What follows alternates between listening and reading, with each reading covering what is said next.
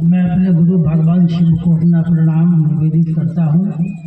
हमारे वरण्य गुरु भ्राता शिव शिष्य हरेंद्रानंद जी, दीदी नीलम आनंद जी को मेरा प्रणाम। आप सभी भाई बहनों को मेरा प्रणाम। अब थोड़ा धूप ज़्यादा लगने लगा है, गर्मी का प्रभाव बढ़ गया और अभी तो अब हम देख रहे हैं कि बाहर में कहीं कार्यक्रम करने की अब धीरे धीरे स्थिति बनेगी भी नहीं।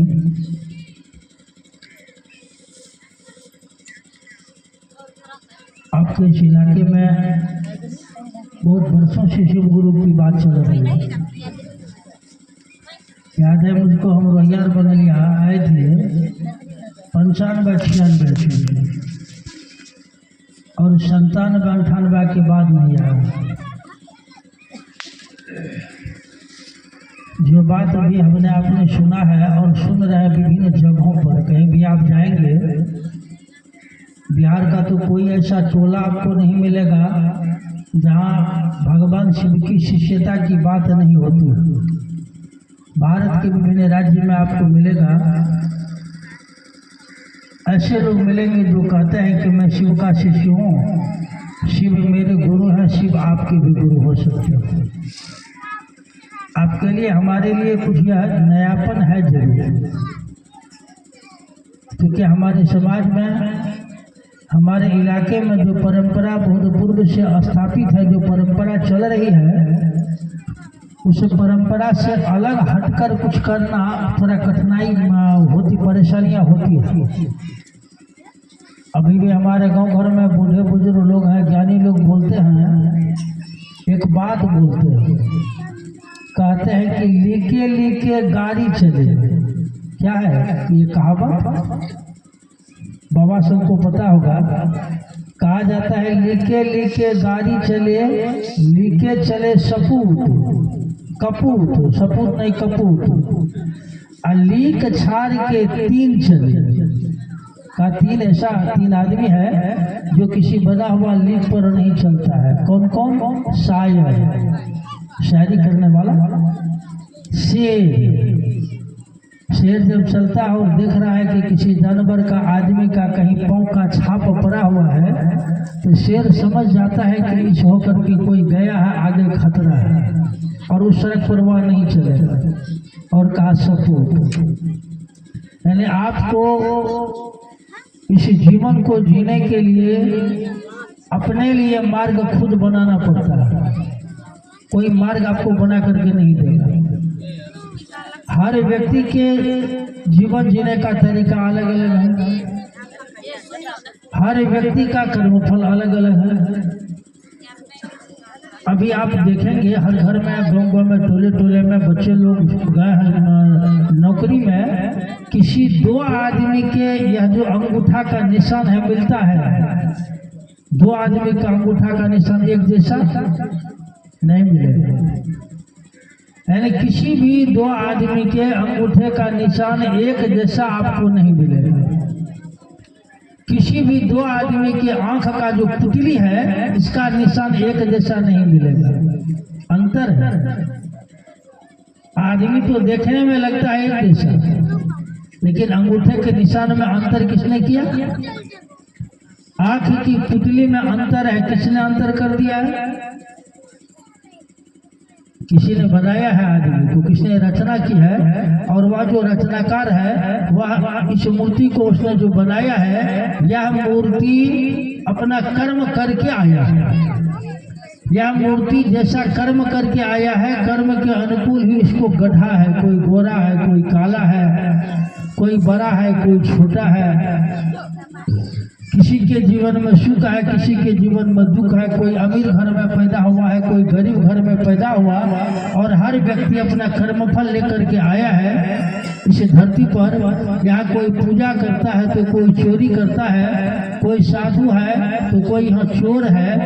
यहाँ किसी की प्रवृत्ति है जो मांस मछली खाता है, कोई है जो मांस मछली नहीं खाता।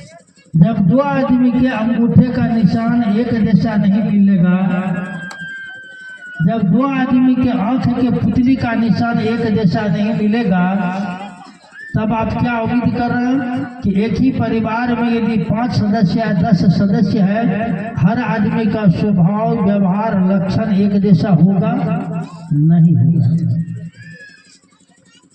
और जब हर आदमी का व्यवहार स्वभाव लक्षण एक जैसा नहीं होगा तो परिवार में विवाद भी होती है। विवाद, एक जैसा लक्षण नहीं है, एक जैसा हमारा व्यवहार नहीं है, एक जैसा हमारा स्वभाव नहीं है।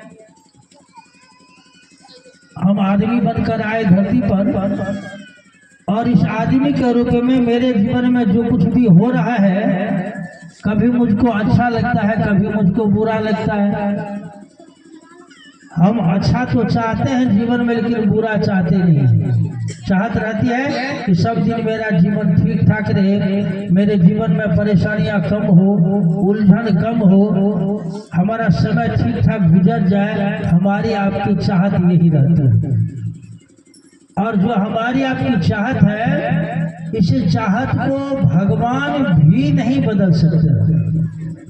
भगवान को भी यह ताकत नहीं है कि भगवान हमारे आपके जीवन के कर्म का जो फल है उसको बदल दे, हमारे जीवन के दुख को दूर कर दे, परेशानियों को दूर कर दे। नहीं कर पाएगा भगवान, क्योंकि ईश्वर ने तो बिना बना दिया है, विधान बना दिया। ईश्वर ने एक विधान बनाया जिसको कहा जाता है कार्य क्रिया का नियम है।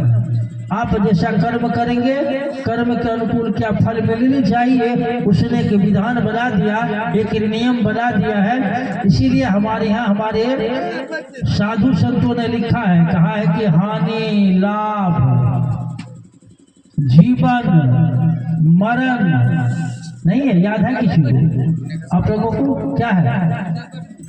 हानि लाभ जीवन मरण जस अपजस विधि हाथ। यहाँ विधि से मतलब विधाता से भी है, और विधि से मतलब कर्म करने के तरीकों से भी है। यहाँ विधि का मतलब है तरीका, प्रोसेस, मेथड। विधि का मतलब ब्रह्मा भी है, विधाता। विधाता ने जो लिखा है उसके हाथ में है। या आप जो कर्म कर रहे हैं, आपके कर्म करने का क्या तरीका है? आप जैसा जीवन में चाहते हैं, यदि चाहत के अनुकूल कर्म कर रहे हैं, आप चाहते हैं कि हमारा ये फसल है गेहूं का अच्छा हो और अच्छा फसल हो, इसका आपके पास ज्ञान है। कहाँ से बीज लाएंगे, अच्छा बीज कहाँ मिलेगा, कितना खाद देंगे, खाद कहाँ ठीक ठाक मिलेगा, कब पानी देना है खेत में, कितना पानी देना है खेत में, ये विधि है। यदि आपके पास विधि का सही ज्ञान है, पैदावार अच्छी होगी। यदि खेती करने की विधि का ज्ञान नहीं होगा, आपकी क्षति होगी, समय भी आपका बर्बाद होगा, धन भी आपका बर्बाद होगा, लेकिन सही फसल आप नहीं ले पाएंगे। इस खेत से सही पैदावार नहीं ले पाएंगे। इसीलिए हमारे यहाँ खास करके भारत की धरती पर एक बहुत प्रकार की परंपरा चल रही है। हमारे यहाँ जो परंपरा चल रही है, एक परंपरा आप देखेंगे जिसमें सत्संग, हमको तो हो गया रामायण को छुए हुए बहुत दिन हो गया, लेकिन आवाज हमने देखा है कि पूरी बस्ती में जा रही है। समाज में बहुत ज्ञानी लोग भी आपको मिलेंगे जिनको रामायण पूरा याद होगा। कहा गया, एक है हमारे यहाँ, आप लोगों ने नाम सुना होगा सबरी के बारे में। सबरी को स्वयं भगवान राम ने शिक्षा दी, और वह शिक्षा क्या है? तो शिक्षा है नवधा भक्ति। भक्ति का बहुत प्रकार है, उसमें एक है नवधा भक्ति। नवधा भक्ति का जो शुरुआती दौर है, 9 प्रकार की भक्ति, उसमें हम 1-2 भक्ति पर आपसे बात करेंगे।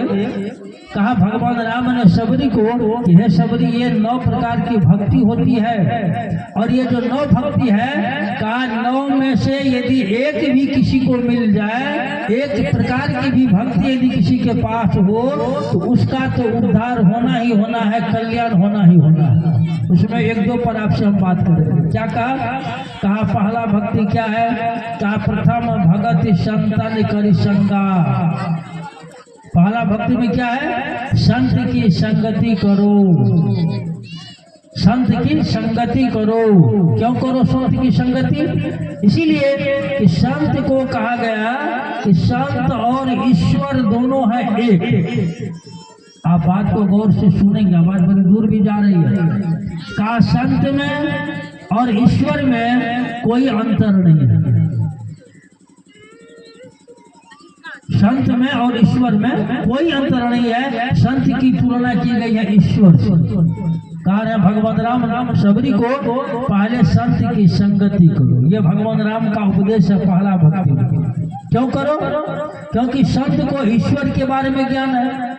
आप यदि संत की संगति करोगे, संत की संगति में रहोगे, संत के संसर्ग में रहोगे, तो संत आपको बतलाएंगे ईश्वर के बारे में।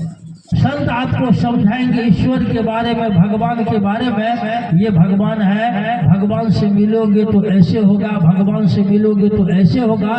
यानी संत अपने प्रवचन से, अपने सत्संग से धीरे धीरे धीरे धीरे धीरे धीरे आपके मन में भगवान के प्रति विचार को डालेंगे। तेवा प्रथम भगत संतन कर शंका। अल्लाह नहीं, बैठने दीजिए, वहाँ रोकिए, आप उधर रोकिए लोगों को, द्वार आप उसको डिस्टर्ब नहीं कीजिए। तो कहा प्रथम भगत संतन कर शंका। अभी भी हमारे यहाँ हमारी कोई माँ है, बेटी है, बहन है, या हमारे परिवार का कोई आदमी घर में है, बाहर में कोई साधु आते हैं, इतिहास है कि हम लोग किसी साधु को अपमानित करते हैं? नहीं करते। हम लोग साधु को सम्मान देते हैं। आते हैं, प्रणाम करते हैं, बैठने के लिए कुर्सी देते हैं, चाय देते हैं, पानी देते हैं, पूछते हैं कि बाबा थोड़ा भोजन कीजिएगा। ये उस साधु को पूछ रहे हैं या मेरे मन में साधु के प्रति जो भावना है उसको पूछ रहे हैं? हमारे मन में जो साधु के प्रति भावना उसको पूछ रहे हैं। तो नवधा भक्ति में पहला क्या कहा? हाँ, सबका नींद लगे है, बात बंद करिए, थोड़ी गर्मी भी है, हम बात बंद, हमको भी निकलना है, नींद नहीं ना आ रही है, बहुत लोग झुक रहे हैं। ऐसे बैठिएगा दुनिया जगह पलथी मार के बैठिए। तो कहा पहला भक्ति क्या है? तो कहा पहला भक्ति है सत्संग। संत की प्रथम भगत संतन कर संगा। दूसरा क्या?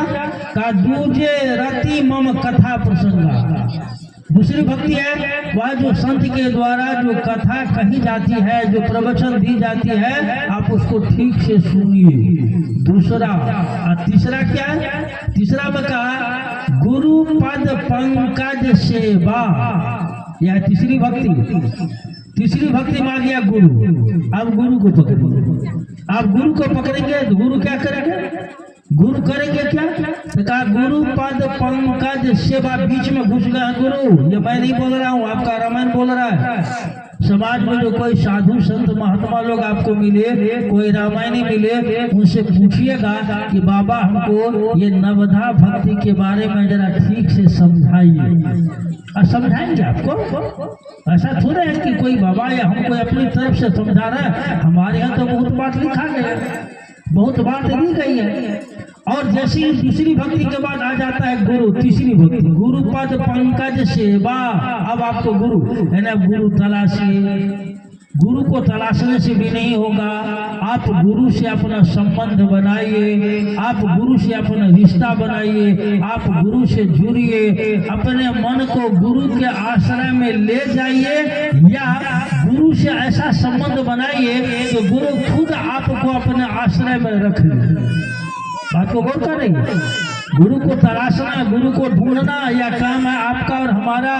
क्यों? क्योंकि हम गुरु को तलाशेंगे। क्यों? क्योंकि संत की संगति में रहकर धीरे धीरे धीरे धीरे हम गुरु के महत्व को जानते हैं, हम गुरु के मर्म को जानते हैं, हम गुरु के बारे में जानते हैं। और जब जानने लगेंगे तब तो मन में होगा ना, अच्छा गुरु बनाना है तो किसको बनाएंगे, गुरु क्या करेंगे मेरे जीवन में। हम यदि किसी को भी गुरु बना लेते हैं, इससे मेरे जीवन पर, मेरे जीविका पर क्या प्रभाव पड़ेगा, क्या प्रभाव पड़ेगा।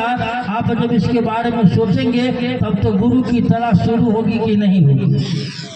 तलाश शुरू होती है, आदमी ढूंढता है। जब आदमी को लगता है किसी चीज की आवश्यकता, जैसे उदाहरण के लिए अभी तो मान लीजिए हम लोग टेम्पू से भी चल लेते हैं, मोटरसाइकिल कार से भी चल लेते हैं। अब मुझको याद है हम लोग जब बचपन में थे तो बैलगाड़ी से हम जाते थे 30 किलोमीटर अपने घर से ननिहाल। घर से ननिहाल। हमारी शादी हुई है 79 ईस्वी में, 7 नदी पार करके हम गए थे विवाह करने के लिए, मुझको याद है। साधन ही कोई नहीं था, पैदल गए थे, 7 नदी पार होकर गई थी विवाह करने के लिए, नहीं कौन की।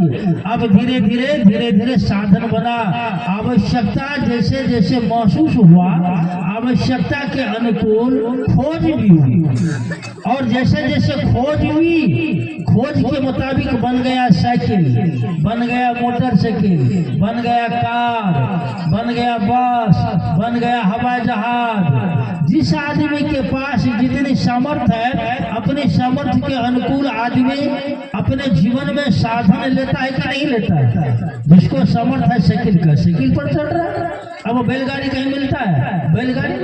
जिसको सामर्थ्य है मोटरसाइकिल का, वह मोटरसाइकिल ले रहा है। जिसको सामर्थ्य है कार का, कार ले रहा है। क्यों? क्योंकि यहाँ आवश्यकता उन्हें महसूस किया, आवश्यकता के अनुकूल जो साधन उपलब्ध है, उस साधन को हमने पकड़ने का प्रयास किया। क्यों? क्योंकि संसार में मेरा शरीर एक जगह से दूसरे जगह दूरी तय होगा।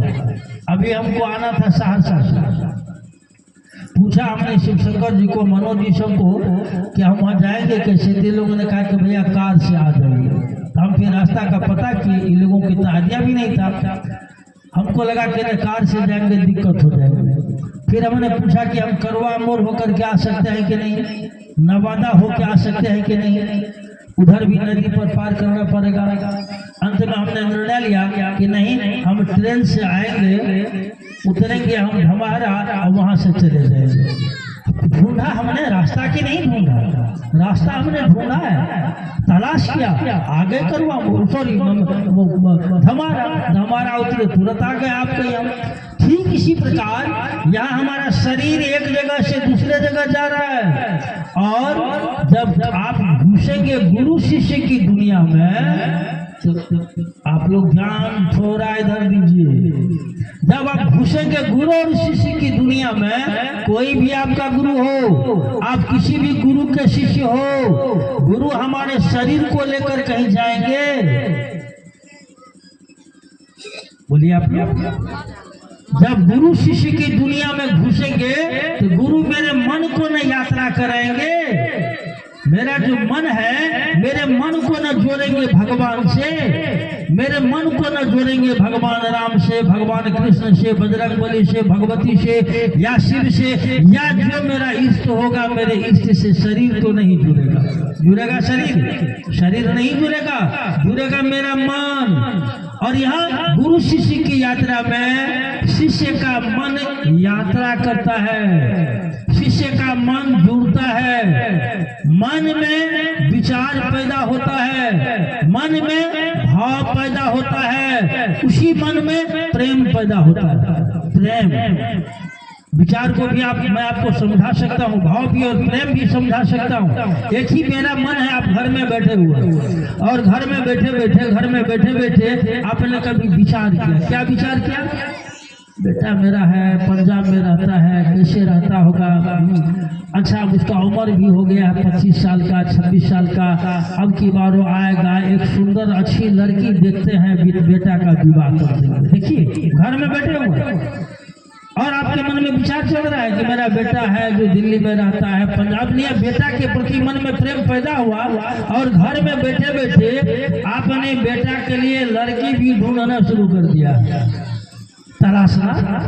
आपने फोन लगाया अपने रिश्तेदारों को, सगे संबंधियों को, देखिए ना मेरा बेटा जो है ना पप्पू, अब पप्पू का उम्र हो गया, अब सोचते हैं अब की बार वह घर आएगा तो विवाह कर देंगे। यदि माँ के मन में बेटा के प्रति प्रेम है, शरीर नहीं गया, बेटा है दिल्ली में, हरियाणा में, लेकिन मन सोच रहा है कि नहीं सोच रहा है। एक विचार मन में आया कि बेटा का विवाह करना है, और वह विचार आपके मन को लेकर चला जाता है बेटा के पास, बेटा को आपके सामने में खड़ा कर देता है, और बेटा के लिए अनुकूल लड़की आप ढूंढना शुरू करती है कि नहीं करती है। यानी यह विचार मन यात्रा कर रहा है, शरीर हमारा यात्रा नहीं कर रहा है। आध्यात्म की दुनिया में, गुरु शिष्य की दुनिया में गुरु की जिम्मेदारी बनती है, गुरु की जिम्मेदारी बनती है कि गुरु शिष्य के मन को उस योग्य बना दे, उस योग्य बना दे कि यह मन शिव से जुड़ जाए। शिव से, गुरु शिष्य को शिव से जोड़ते हैं, गुरु शिष्य के मन में शिव के प्रति प्रेम पैदा करते हैं, गुरु शिष्य के मन में शिव के प्रति आकर्षण जगाते हैं, गुरु शिष्य के मन को शिव की ओर मोड़ते हैं। यह काम है मूलतः गुरु का। और यह काम करने वाले जो लोग हैं, या मेरे मन को मोड़ेंगे कौन? तो गुरु। अब गुरु की क्या स्थिति है? अब जरा विचार करेंगे तो पाएंगे ये शिव की शिष्यता तो चल रही है 1982 ईस्वी से। आज के कालखंड में जिस आदमी ने हरिंद्रानंद जी का नाम आप लोग बार बार सुन रहे हैं, हरिंद्रानंद जी ने शिव को जब गुरु माना 1974 ईस्वी में, हरिंद्रानंद जी के सामने में शिव का शिष्य बनने का कोई मार्ग नहीं था, कोई रास्ता नहीं था। 8 वर्ष समय लगा हरिंद्रानंद जी को यह बात समझने में कि शिव गुरु, 8 वर्ष समय लगा हरिंद्रानंद जी को यह बात समझने में कि शिव गुरु है। और जब हरिंद्रानंद जी का मन यह समझा कि शिव गुरु है, वे लोगों को शिव का शिष्य बनने के लिए प्रेरित करने लगे। लोगों को उन्होंने एक मार्ग दिया, एक रास्ता दिया। लेकिन इस शिव शिष्यता से पहले हमारा समाज गुरु विहीन था क्या? बोलिए, हमारे समाज में गुरु है कि नहीं है? गुरु थे कि नहीं थे? थे, गुरु हैं। समाज हमारा गुरु भी नहीं था। और जब समाज में इतने गुरुओं की परंपरा चल ही रही थी, फिर आज शिव को गुरु बनकर क्यों आना पड़ा? आज शिव गुरु बनकर आए हैं। एक शिव के शिष्यों में जो परिवर्तन दिखाई दे रहा है, वह परिवर्तन उसको कहीं नहीं दिखाई दे रहा था। मैं थोड़ा सा आपका समय लूंगा, 20 मिनट, 20 में 15-20 मिनट आप गौर करेंगे गुरु पर। हमारे यहाँ गुरु का जो है, गुरु और सदगुरु, आप लोगों ने नाम भी नहीं सुना होगा बहुत लोगों का। गुरु और सदगुरु नाम सुने आप लोग? रामकृष्ण परमहंस का नहीं सुने, नाम नहीं सुने बाबू। आपने एक जगह है लक्ष्मीनाथ गोसाई का नाम आप लोगों ने सुना है? लक्ष्मीनाथ गोसाई नहीं सुना होगा आप लोग। कारू फिर का नाम आपने सुना है? कारू बाबा सुना है ना? कारू बाबा, आपको बड़ा आश्चर्य लगेगा, कारू बाबा का शरीर में कोई गुरु नहीं है। स्वयं महादेव ने उनको आत्मज्ञान दिया है, स्वयं शिव ने आत्मज्ञान दिया है। लक्ष्मीनाथ गोसाई गए थे गुरु के तलाश में हिमालय। और जब गुरु के तलाश में हिमालय गए तो हिमालय का रास्ता टेढ़ा मेढ़ा है। आज से 500-600 वर्ष पहले लक्ष्मीनाथ गोसाई जा रहे हैं, पगडंडी रास्ता है हिमालय का, पहाड़ का। लक्ष्मीनाथ गोसाई जाते जाते देख रहे हैं कि एक आदमी सड़क, एक पगडंडी जो रास्ता है उसके किनारे एक ऊंचा टीली पर लेटा हुआ है और उसका शरीर उछल रहा है। जैसे ही लक्ष्मीनाथ गोसाई ने देखा उस आदमी को, उसका शरीर उछल रहा है, शरीर को इन्होंने स्पर्श किया, देखा कि इनके शरीर का तापमान बढ़ा हुआ है, फीवर है। जैसे देखा फीवर है, लक्ष्मीनाथ गोसाई उनकी सेवा करने लगे। फिर तो जंगल में, पहाड़ पर जड़ी बूटी ला करके उनको देने लगे, उनकी सेवा करने लगे। कुछ दिनों के बाद उनका शरीर ठीक हुआ और तब वे पूछ रहे हैं कि बाबू तुम्हारा क्या नाम है, कहाँ से आए हो, कहाँ जा रहे हो? जब इन्होंने कहा कि मेरा नाम है लक्ष्मीनाथ झा, कहाँ जा रहे हो? तो हिमालय। क्यों जा रहे हो? तो गुरु की तलाश में। तब उस आदमी ने कहा क्या मिथिला गुरु विहीन हो गया है? उस साधु ने क्या कहा हिमालय में कि क्या मिथिला गुरु विहीन हो गया है? अरे मिथिला में, जहां आप लोग नाम नहीं सुनेंगे, एक जगह है मदन उपाध्याय हुआ करते थे। मदन उपाध्याय कह रहे हैं, अरे मिथिला वही ना जहां का मदन है, मदन उपाध्याय है जो बहुत बड़ा गुरु का काम किया। और धीरे धीरे जिस आदमी का लक्ष्मीनाथ गोसाई ने सेवा किया, उसी आदमी ने कहा कि तुम आगे बढ़ो, इसी मार्ग पर तुमको गुरु मिलेगा। आगे बढ़े लक्ष्मीनाथ गोसाई और वहां पर उनको गुरु मिले। वह गुरु वही थे जो रास्ते में लेटे हुए थे। उनका नाम था लंबा नाथ। नाम क्या था उनका? लंबा तलाश किया ना, ढूंढा ना, कहानी लंबी है, कहानी लंबी है। और आप गौर करेंगे हमारे यहाँ लक्ष्मीनाथ गोसे एक सिद्ध पुरुष हुए हैं, इन्होंने अपने शिष्यों की परंपरा नहीं चलाई। कारू खिरहर जिनके शरीर को लोगों ने स्वयं शिव के भेष में देखा, अभी भी कारू बाबा के चलते बहुत लोगों का गुजर बसर हो रहा है। अब वहां जाएंगे महापुरा, बहुत लोगों का गुजर बसर हो रहा है। कारू खिरहर ने अपने शिष्यों की परंपरा नहीं चलाई। यहाँ जो सिद्ध पुरुष हैं उनके शिष्यों की परंपरा नहीं चली, उन्होंने अपना शिष्य नहीं बनाया किसी को। हमारे यहाँ जो गुरुओं की परंपरा आप देखेंगे, गुरु के द्वारा शर्त रखी जाती है। आप जरा बतलाइए, आप लोग यहाँ बहुत बाबा लोग भी बैठे हुए हैं, पुरुष भी हैं और आप लोग भी हैं, आप लोग जरा बतलाइए, यदि गुरु आप गए किसी गुरु का शिष्य बनने के लिए और गुरु जी यदि आपको कह रहा है कि बाबू हम तुमको शिष्य बनाएंगे, लेकिन तुम अपने अंदर से ये क्रोध को बाहर निकाल दो, लोभ को बाहर निकाल दो, अहंकार को हटा दो, तो ये क्रोध, ये लोभ, ये अहंकार, ये ईर्ष्या आदमी से हटेगा? हटेगा? या क्रोध मुझ में किसने दिया है? आदमी में क्रोध दिया किसने? लोभ किसने दिया है? अहंकार किसने दिया है? ये जो शक्तियां हैं आदमी का ईश्वर ने दिया है, ईश्वर ने दिया है। नहीं, इसीलिए रामायण जो पढ़ने वाले लोग होंगे आप उनसे पूछिएगा, वे आपको बतलाएंगे, आपको बतलाएंगे। वो कहा रामायण में कहीं लिखी हुई है बात, कहा माया ईश ना आप हूँ जान कही सो जीव। जो माया को नहीं जानता है, माया है क्या? कहते हैं ना माया बड़ी ठगनी है, पग पग डेरा डाले, ये माया है क्या? कहा जो माया को नहीं जानता है, जो ईश्वर को नहीं जानता है, जो न माया को जानेगा, जो न ईश्वर को जानेगा, वह अपने आप को भी नहीं जान पाएगा। तो कहा माया ईशन आप हूँ जान कही सो जीव, बंध मोक्ष प्रद सर्व पर माया प्रेरक शिव। कहा कि जो बंधन और मुक्ति का कारण है, जो माया का प्रेरणा स्रोत है, माया जहाँ से निकलती है, जो माया का प्रेरणा स्रोत है, जो बंधन और मुक्ति देने वाला है, कहा कि वही शिव है, वही ईश्वर है। ये मैं नहीं बोल रहा हूँ, रामायण बोल रहा है, नहीं करके रामायण बोल रहा है। तो आदमी को परमात्मा ने जिस बंधन से बांध दिया है, उस बंधन को आप खोल पाएंगे अपनी ताकत से? गौर करके देख लीजिए आप। एक एक मैं आपको छोटा छोटा उदाहरण ये दे दूं। एक क्रोध के चलते कितने लोग अभी जेल में सड़ रहे हैं, क्रोध के चलते। परिवार में, समाज में एक आदमी को क्रोध हुआ, क्रोध के चलते किसी ने किसी को लाठी से मारा तो मर गया, फरसा से मारा तो मर गया, बंदूक से मारा तो मर गया। ऐसा हो रहा है कि नहीं हो रहा है? हो रहा है। एक आदमी तो मरा, बाकी 5 आदमी जेल में सड़ रहा है, अभी उसका बेल भी नहीं हो रहा है, एक क्रोध के चलते। एक लोभ के चलते कितने लोग, कितने परिवार बर्बाद हो गए। समझ में आया उस आदमी को?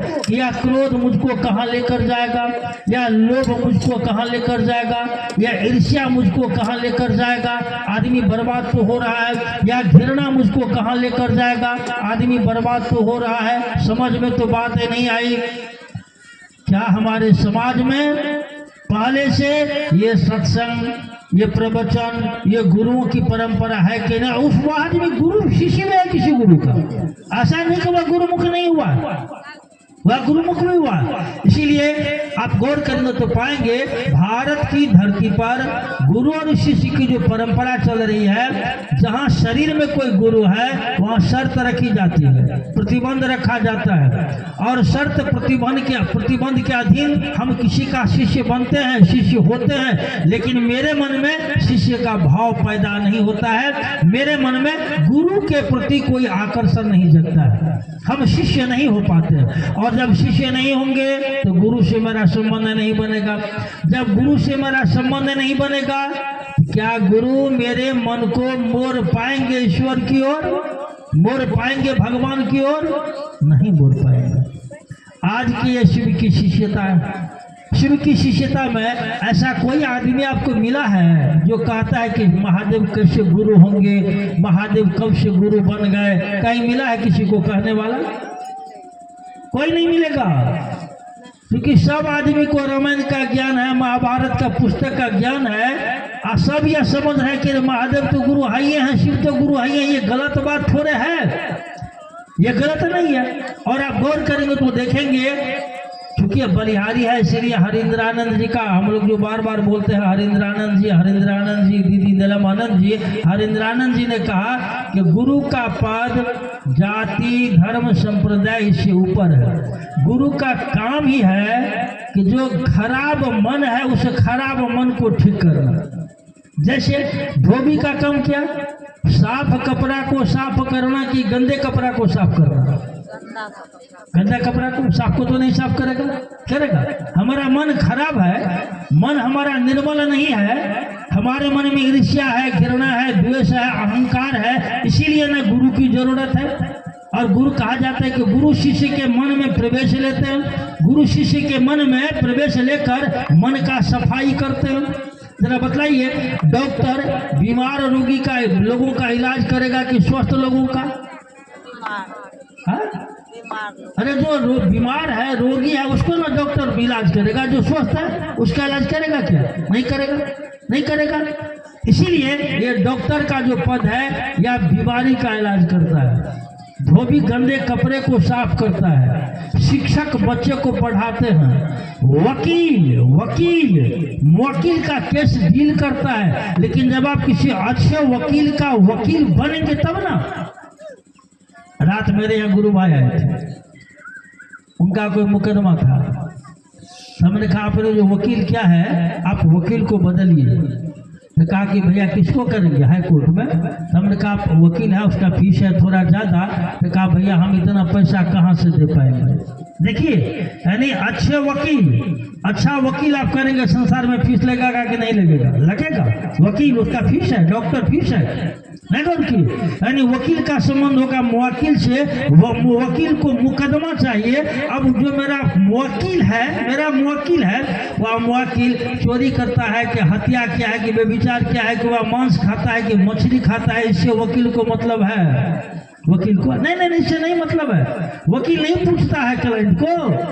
यदि वकील ये पूछेगा, आपके स्कूल में बच्चे जा रहे हैं पढ़ने के लिए, और स्कूल का मास्टर है वैष्णव, स्कूल का मास्टर क्या है?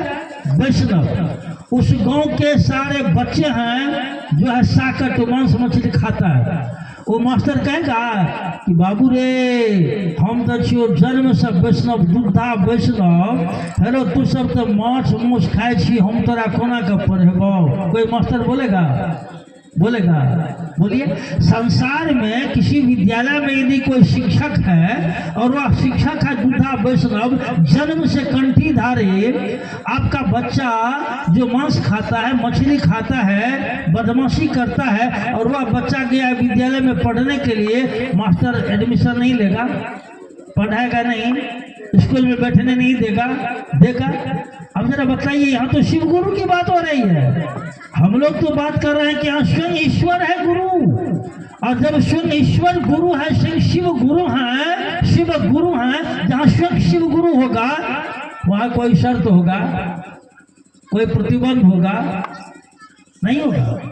वहाँ यह बात कही जाएगी कि बाबू तुम हो अच्छी जाति का लोग तो हम तुमको पढ़ाएंगे, और तुम है खराब जाति का लोग तो तुमको हम नहीं पढ़ाएंगे। महादेव कहेंगे क्या? देवता के रूप में शिव ने किसी को रोका है?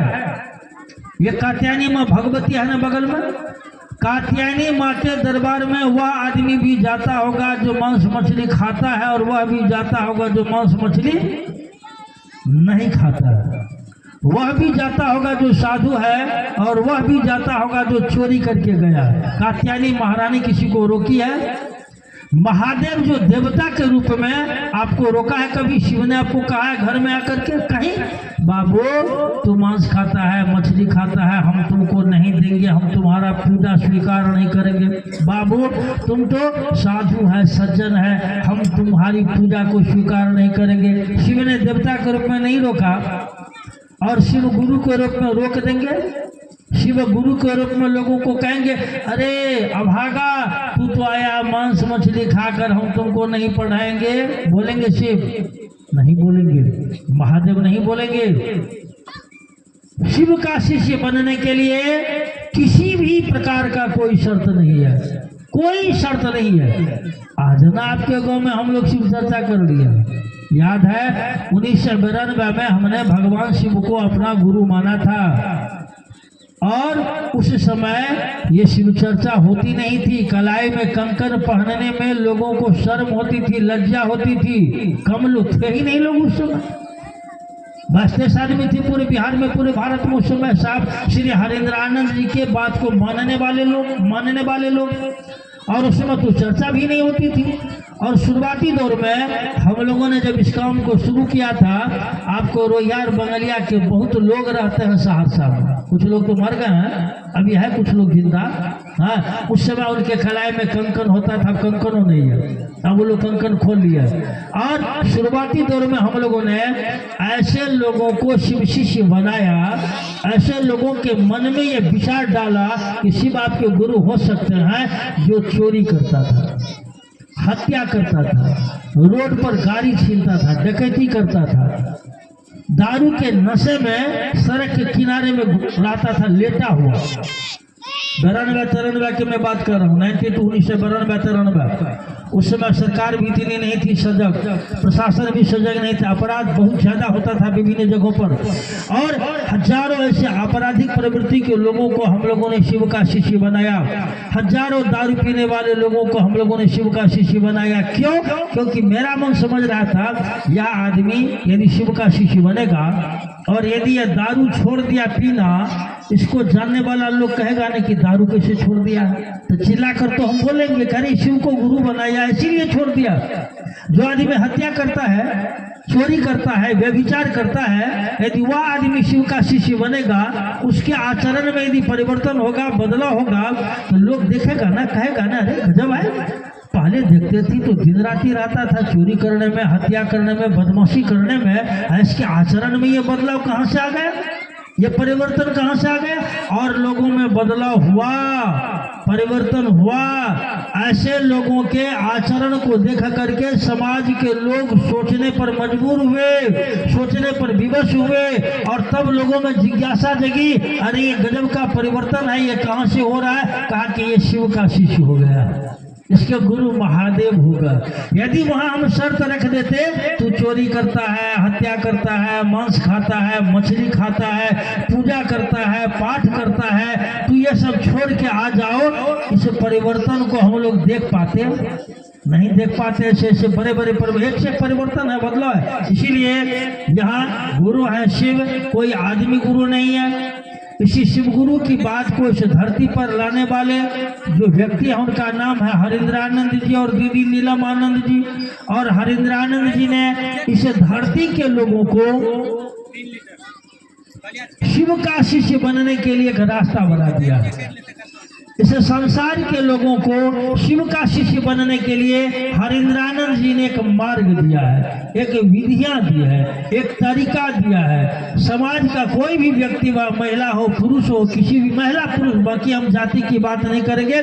शिव की शिष्यता आध्यात्म की दुनिया को, वैसे भी जाति और धर्म से कोई लेना देना नहीं होता है। आध्यात्म की दुनिया इस जाति और धर्म से बहुत ऊपर है, बहुत ऊपर। जैसे यमराज का फॉर्मूला है मौत के, यमराज का कोई जाति है? यमराज बेईमानी करती है, ये फलना जाति का लोग है, इसको हम ले जाएंगे, मारेंगे, ये फलना जाति का है तो नहीं मारेंगे। यमराज का फॉर्मूला सब पर समान रूप से लागू होता है। हवा बेईमानी करती है, हवा यह फलना धर्म का जाति का लोग है, हम इसके शरीर को ठंडा देंगे, और ये फलना जाति का लोग है, हम इसके शरीर को ठंडा नहीं देंगे। ये फलना जाति का लोग है, या सांस लेगा तो हम इसको जीवन देंगे, और ये फलना जाति का लोग है, या सांस लेगा तो हम इसको जीवन नहीं देंगे। हवा बेईमानी करती है? नहीं करती है। पानी बेईमानी करती है? यह आदमी साधु है, साधु मुझको पिएगा तो हम इसके प्यास को बुझाएंगे, यह आदमी चोर है, या आदमी उचक्का है, हत्यारा है, या हत्यारा यदि मुझको पिएगा हम इसके प्यास को नहीं बुझाएंगे। पानी बेईमानी करती है?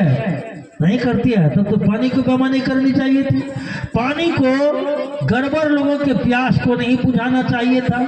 नहीं, हवा को गड़बड़ लोगों के जीवन नहीं देना चाहिए था। हवा को नहीं कौन की हवा को। जब ये पैमा पानी, ये धरती, ये हवा, ये आकाश कोई विभेद नहीं पैदा कर रही है, तो इसको जो बनाने वाला है, हवा को बनाने वाला, पानी को बनाने वाला, धरती को बनाने वाला, जल को बनाने वाला, आकाश को बनाने वाला कौन है? ईश्वर भगवान। इसको बनाने वाला भगवान बेईमानी करेगा? वह विभेद करेगा? वह तोड़ेगा?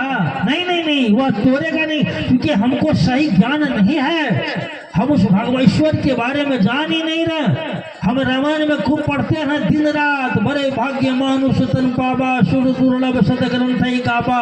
हम बड़े जोर जोर से चिल्लाकर हम पढ़ते हैं, क्षिति जल पावक गगन समीरा, पंच रचितिया अधम शरीरा। हम बात करते हैं जरूर, लेकिन हम इसके रहस्य को जान नहीं पाते हैं। ये शरीर हमारा अधम कैसे है?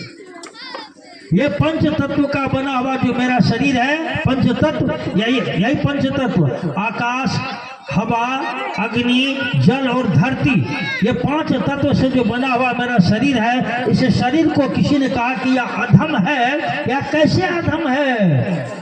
इसके अधम होने का मेरे पास क्या कारण है? नहीं कौन अधम का क्या कारण है? हम नहीं जान पाते हैं। क्यों? क्योंकि मेरे जीवन में सही गुरु नहीं हो रहा। शिव यदि मेरे गुरु हो, शिव जैसे गुरु नहीं। आप पढ़ेंगे रामायण को, रामायण में लिखा गया, तुलसी बाबा ने लिखा है, वंदे बोधमयम नित्यम गुरु शंकर रूपिणम। कहा गुरु कैसा होना चाहिए? शंकर के जैसा होना चाहिए। क्यों? क्या शंकर के मरने की खबर हम लोगों को आ गई? या खबर है कि शंकर मर गए? अरे वही शंकर जो घर घर के बाबा है, वही शंकर जो औढ़रदानी है, वही शंकर जो महाकाल है, वही शंकर जो मृत्युंजय है, वही शंकर जो आशुतोष है, वही शंकर जो घर घर के बाबा हैं, वे हैं। और जब शंकर है तो क्या शंकर मेरे गुरु नहीं हो सकते हैं? कहा किसी ने? क्यों नहीं कहा? क्योंकि समझ नहीं थी, लोग नहीं जान रहे थे। इसीलिए गुरु शंकर के जैसा नहीं, गुरु शंकर रूपिणो नहीं। स्वयं शंकर आज गुरु होने के लिए तैयार है। बस आपको अपने मन में एक विचार लेना होगा, एक संकल्प लेना होगा कि अभी से मैं भगवान शिव को अपना गुरु मानता हूँ। आपका एक संकल्प कि अभी से मैं भगवान शिव को अपना गुरु मानता हूँ। यह संकल्प आपको शिव का शिष्य बनने की दिशा में आपके मन को मोड़ने लगेगा।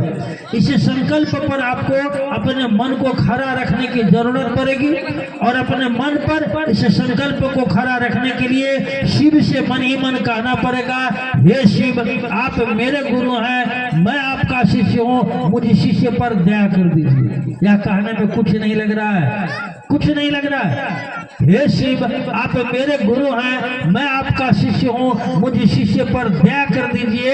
यह कहने में कुछ नहीं लग रहा। मन ही मन शिव से दया की याचना करेंगे, वह शिव गुरु के रूप में हमारे मन को शिव की ओर ले जाएंगे। या मन चलेगा यात्रा करने के लिए, मन यात्रा करेगा, मन बढ़ेगा, और धीरे धीरे इस मन को ताकत मिलती है आत्मा से, इस मन को सामर्थ्य मिलती है आत्मा से। या संकल्प कि अभी से मैंने भगवान शिव को अपना गुरु माना है, इस संकल्प को मन में जिंदा रखने के लिए शिव को नमः शिवाय से प्रणाम करने की जरूरत है। आप शिव को प्रणाम करेंगे 108 बार नमः शिवाय से, संकल्प आपके मन में जिंदा रहेगा। शिव से दया की याचना करेंगे, संकल्प आपके मन में जिंदा रहेगा। और जब ये 2 काम आप करेंगे, तब धीरे धीरे आपका संकल्प हो जाएगा मजबूत। अब आप जानने लगेंगे शिव को जो गुरु है। अब गुरु आपको पढ़ाना शुरू करेंगे, गुरु समझाना शुरू करेंगे, गुरु जीवन में परिणाम देंगे। और जैसे ही गुरु परिणाम देंगे, अब आप गुरु की बात करने लगते हैं। और इसीलिए जिन लोगों ने शिव को गुरु माना, महादेव से दया की याचना की, महादेव को प्रणाम करने का प्रयास किया, उनका मन इस बात को समझने लगा कि शिव गुरु हैं। और ऐसे ऐसे लोग हमारे गांव में, टोले में, मोहल्ले में, शहरों में घूम घूम कर शिव गुरु की बात कर रहे हैं, शिव गुरु की चर्चा कर रहे हैं। अब तो आपके इलाके में तो नहीं होगा, लेकिन बहुत जगह हमारी जो गुरुबाना कहीं देहात में महादेव का काम करती थी पहले, तो उस गांव के टोले के लोग महिलाओं पर बहुत प्रकार का टोंट कसता था। टोंट अब तो धीरे धीरे लोग समझने लगे, अब तो लोग इस बात को जान रहे हैं। पहले मैं एक बार मुझको याद है, बस्ती का नाम तो नहीं लेंगे, लेकिन एक जगह है, वहाँ थे एक ज्ञानी लोग थे और उस गांव में इसी तरह शिव चर्चा शुरू हुई। महिलाएं थी ज़्यादा। तो गांव का एक है पंडित आदमी, ज्ञानी, उस पंडित आदमी ने कहा अपने चेला सबको, गांव के जुड़कों को, कि सुन, ये महिला सब यदि जाएगा मंदिर पर शिव चर्चा करने के लिए, इसका टांग तोड़ देना।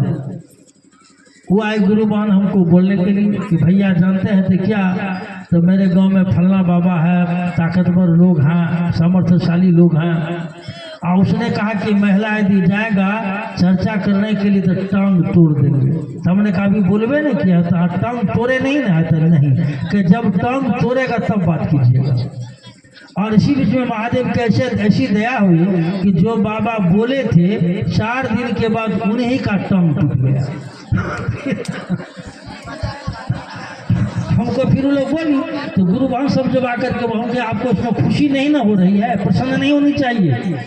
हम गए उनसे जाकर के मिले बाबा से, जैसे उनको पता चला कि परमेश्वर जी आए हुए हैं, तो हमने प्रणाम किया, क्योंकि स्वाभाविक है, सीनियर है, उम्र दराज थे, समाज के ज्ञानी लोग थे। हमने प्रणाम किया, देखा, और हमने कहा बाबा हमको अभी पता चला, तो इसीलिए आ गए थे हमसे मिलने के लिए। तो नहीं यो ई तो हम वही कर्मक फल भोगै छी परमेश्वर जी।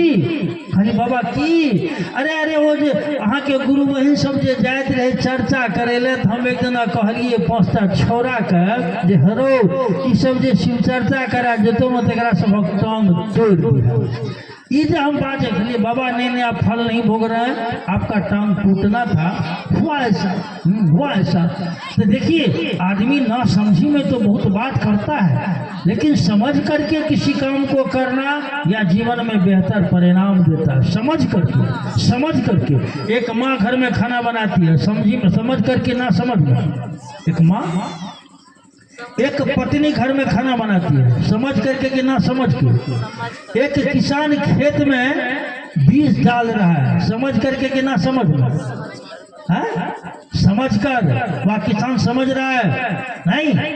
एक शिव का शिष्य इस बात को समझ कर कि मेरे गुरु शिव है, मैं शिव का शिष्य हूँ, अपने समाज में लोगों को शिव का शिष्य बनने के लिए जगा रहा है, समझ कर वह जगा रहा है। हमारे समाज में ये परंपरा है नहीं, ये परंपरा थी नहीं, क्योंकि यहाँ गुरु है महादेव, और महादेव के साथ एक लाचारी है, महादेव के साथ एक मजबूरी है। महादेव स्वयं यदि आ जाए धरती पर अपना शिष्य बनाने के लिए, और यदि महादेव के जटा से गंगा निकल रही हो, ललाट पे चंद्रमा हो, गले में सर्पों की माला, हाथ में डमरूल हो, आपके गांव में जाकर के सबको बोले कि बाबू मैं वही महादेव हूँ, तुम जिसकी पूजा करता है, मैं गुरु भी हूँ, तुम मुझे अपना गुरु बना ले।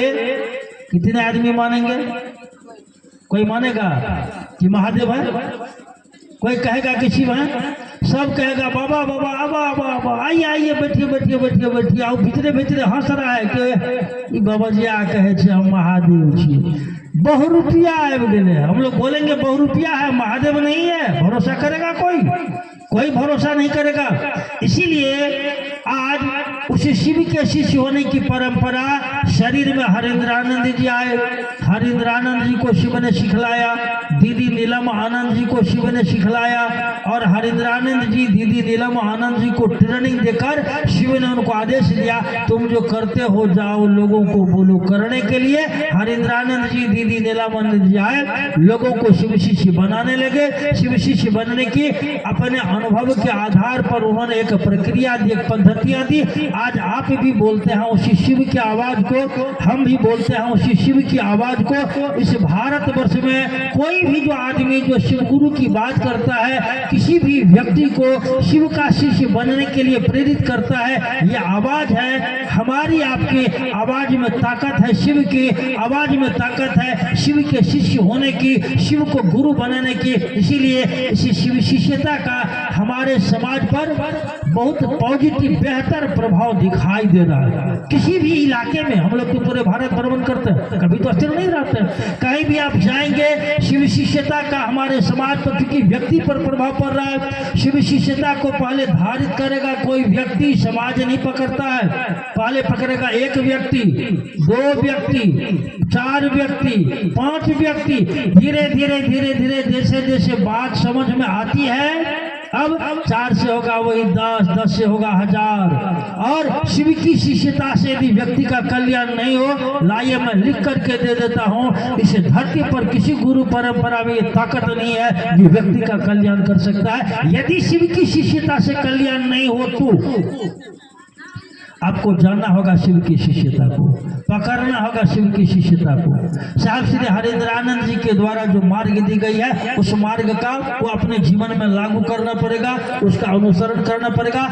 आप यहाँ भी कर्म ही कर रहे हैं, महादेव से दया मांगते हैं, यह भी कर्म है। आप शिव को प्रणाम करने का प्रयास करते हैं, यह भी कर्म है। आप शिव का शिष्य बनने के लिए लोगों से बात करते हैं, यह भी कर्म है। ये एक मानसिक कर्म है, जहाँ मेरा मन शिव को प्रणाम कर रहा है, मन शिव को प्रणाम कर रहा है, यह मानसिक कर्म है। जहाँ मन ही मन हम शिव से दया की याचना करते हैं और जब बोलते हैं, ये हमारी कर्म की इंद्रियां कर्म कर रही है, हमारी ज्ञान की इंद्रियां कर्म कर रही है। इसीलिए कर्म करेंगे तो कर्म का भी विज्ञान, इस पर भी मैं ज्यादा बात नहीं करूंगा।